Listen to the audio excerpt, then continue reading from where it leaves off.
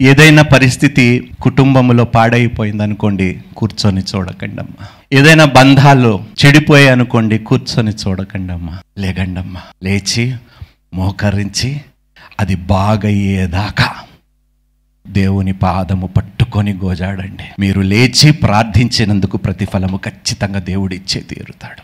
హల్లెలూయా. దేవుడు ఏమంటాడు తెలుసా వాక్యములో? మీరు అడగటము లేదు కాబట్టి మీరు పొందలేకపోవచ్చున్నారు. Because you ask not, you receive not. పాడైపోతున్నా కూడా మనం కూర్చొని దేవుడు చూసుకుంటాడులే, దేవుడు చూసుకుంటాడులే, దేవుడు చూసుకుంటా కాదు నాన్న, నువ్వు ప్రార్థన చేయమంటున్నాడు. లేచి నిన్ను చూసింది చాలు, లే అంటున్నాడు. అందుకనే ఆ కుటుంబం మధ్యలో నిన్ను పెట్టాను, నిన్ను నిలబెట్టుకున్నాను నేను. దేవుడు నిద్రపోకు అంటున్నాడు, లే అంటున్నాడు దేవుడు.